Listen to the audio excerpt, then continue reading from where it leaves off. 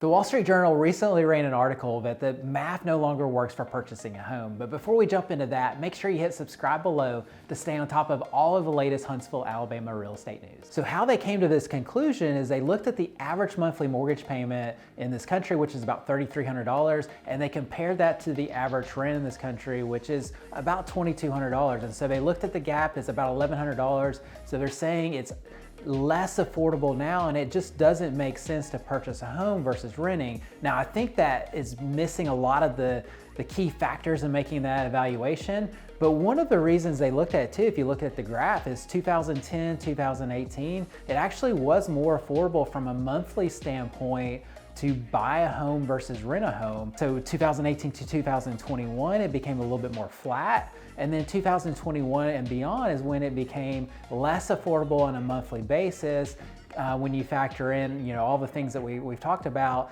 But the reason for that is because a higher price point and inflation as well, causing that higher price point, and then interest rates more than doubling during that time frame. However, I think that really is short-term thinking. So there's several things that aren't factored into this analysis by the Wall Street Journal. One of those is tax deductions. And so you'll want to check with your CPA, but with buying a home, there's typically two tax events. Number one is your closing costs, and those are typically tax deductible the year that you purchased your home, and then also your interest as well that you pay on your mortgage. And so your payment might be $3,300, but your effective payment after making deductions on your interest and your property taxes may be well below that, could be, $2,800 or so, just based on your particular tax situation. So that's one, is tax deduction. Second thing is a portion of that $3,300 is also going basically towards a savings account for yourself.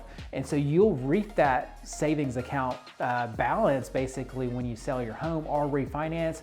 And that's in terms of a principal payment that you make on every mortgage payment. So a portion of your payment is your interest, and a portion of your payment is principal. So you get to keep the principal, and you get to typically deduct the interest on your taxes. And the reason for that is because of all the inflation. How does the government pay for their inflation? They print money, and how do they borrow the money? It's oftentimes through mortgages. And so that's why they encourage you to take on mortgages and be able to make that tax deduction to encourage you to do that. So that's number two. Number three is appreciation. So this is one of the biggest gains for homeowners, and why it really tips the scale even at $3,300 versus $2,200. When you make a down payment on a home, let's say 5% down payment on that home, you still get to capture 100% of the appreciation. And so a normal appreciation range might be 3 to 5% in this country. Obviously, we've seen greater than that in the last few years. But if you get a 5% appreciation rate and put 5% down, you've effectively doubled your money during that time frame. And so $300,000 home, put down 5%, you just made $15,000. That's over $1,200 a month. And that is more than the gap, $3,300 versus $2,200. So that's where a lot of the savings is. You save in appreciation, on top of that principal and interest. And the other factors is obviously we have higher interest rates right now, and so your payment, your price is being locked in, but you can potentially lower your payment long term as well and get it lower than the $3,300 by refinancing as rates come down. The Fed has already announced that they plan on cutting rates, or they're projecting now to cut rates 3 times next year. And so as that happens and you refinance to a lower payment, you're going to save money that way as well.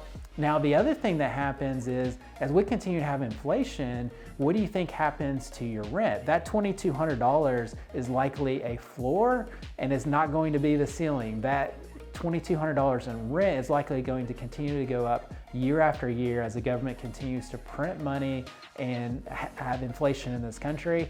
And why do we now have 30% of our homes being bought by investors? Because they understand this math, that we have inflation and rent's going to continue to go up year after year. The other factor that the Wall Street Journal doesn't look at, not just only the math equation behind this, but also the challenges for society.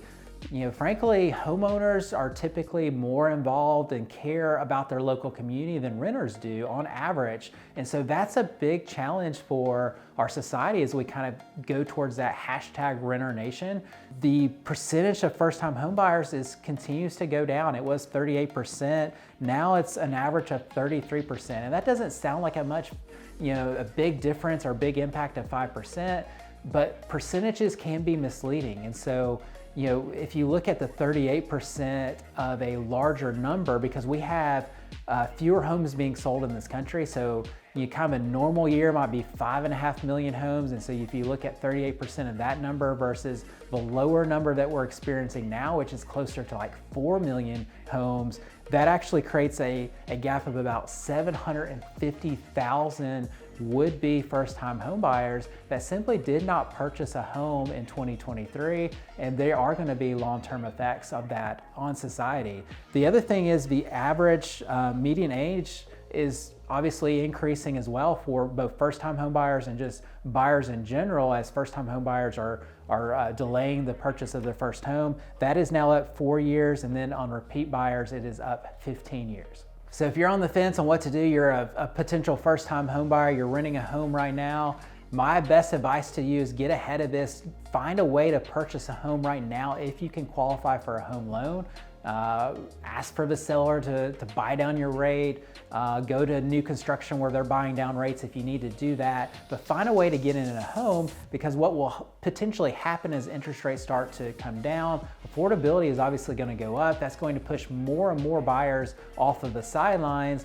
And frankly, we don't have enough supply. Even with the lower amount of sales and the higher interest rates, there's not enough supply in the marketplace to meet that eventual demand, and that is likely going to push up prices even more. And so the smartest thing to do right now is to lock in your purchase price and then look to refinance interest rates or get those interest rates bought down for you.